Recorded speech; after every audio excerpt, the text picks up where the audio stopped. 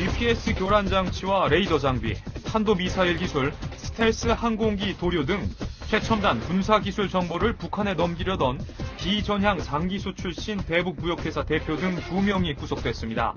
주범인 이 씨는 1972년 간첩죄로 무기징역형을 받아 복역하던 중 가석방으로 출소한 바 있는 비전향 장기수 출신이었습니다. 이 씨와 공범인 김 씨는 지난해 중국 단둥에서 북한 정찰 총국 소속 공작원으로부터 군사정보를 수집하라는 지령을 받은 것으로 알려졌습니다. 자, 2차장, 네. GPS 그러면 이제 얼마나 정도 북한에서 이제 GPS 교란 장치를 이제 우리나라 쪽으로 이제 발사를 해가지고 항공기라든가 선박, 뭐 이런 저 운항에 지장이 있어가지고 이제 오인하는 경우도 있었는데, 네. 이제 GPS, 군사용 GPS 그러면 굉장히 중요한 자료 아닙니까? 맞습니다. 이런 자료가 북한에 넘어간다라고 하면 굉장히 좀 국가 기밀이 빠져나가는 건데 중요한 문제죠? 네. 아직까지는 이제 경찰과 검찰의 수사 초기 단계이기 때문에 어떤 자료가 북한에 실제 넘어갔는지 안 넘어갔는지가 아직은 명확하지 않습니다. 하지만 지금까지 취재된 내용으로 보면은 그 GPS 교란 장치, 그리고 고공 관측 레이더, 장거리 로켓 위치 탐색 안테나와 수중 탐지 장치, 이런 장비들이 북한으로 넘어갈 위험에 빠져 있었던 것으로 확인이 됐는데요. 가만히 살펴보면 그 북한에서 어떤 공격을 해오는지에 대해서 우리가 대비할 수 있는 무기들입니다.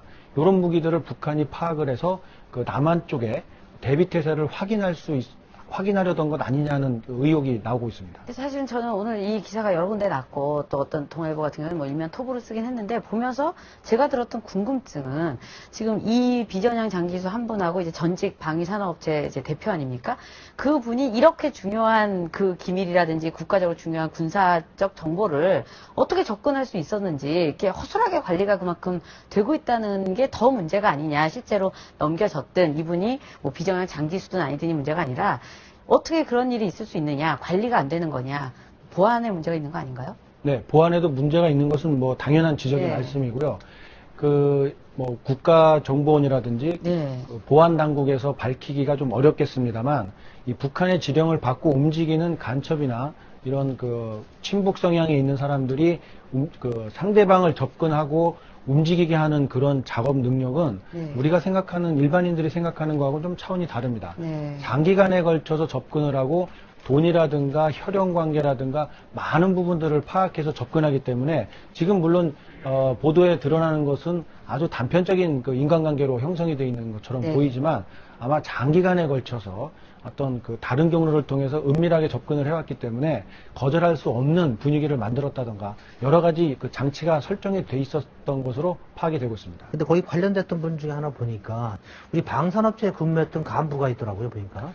근데 예. 방산업체 하면 그 무엇보다도 이제 기밀이 요하고 이제 보안을 위해야 되는데 그런 걸 잘 아는 사람이 이런 사람 접촉해서 자료를 넘겨줬다는 그게 더 문제인 것 같아요. 예, 비단 이번뿐만이 아니라 과거에도 보면 우리나라 방산업체에 근무했던 그 방산업체 관계자 또는 군 관계자들이 해외에 있는 무기상들에게 군사 기밀을 빼돌리다가 적발된 경우가 종종 발생을 했지 않습니까? 그런 것들을 볼 때도 이런 방산업체 그 관계자들이 안보의식이 좀 풀린 거 아니냐라는 이제 문제점을 지적을 하는 경우가 많습니다.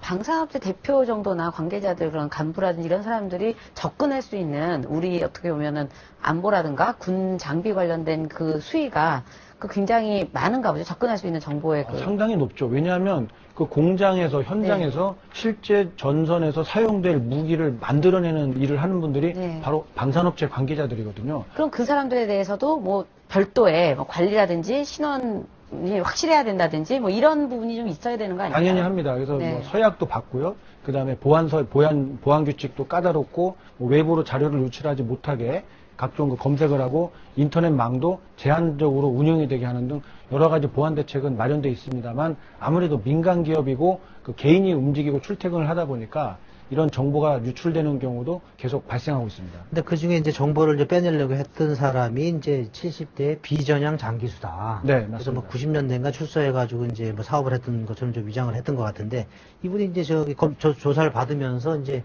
그 수사에서 이제 묵비권을 행사한다. 이제 묵비권 같은 경우는 보통 간첩 수사에서 전형적으로 나타나는 수법 아닙니까? 네, 그 간첩들도 그랬고요. 과거에도 그 반정부 시위를 했던 분들이 아주 뭐 반복적으로 사용했던 수법 중에 하나인데요. 이렇게 묵비권을 행사하는 것도 정부를 향한 투쟁이다. 남한 정부를 향한 투쟁이다. 이런 지침을 받고 계속 묵비권을 행사하는 겁니다. 그렇게 해서 수사를 어렵게 만들고 자기가 항거했다는 의사를 표시한다고 하는데요.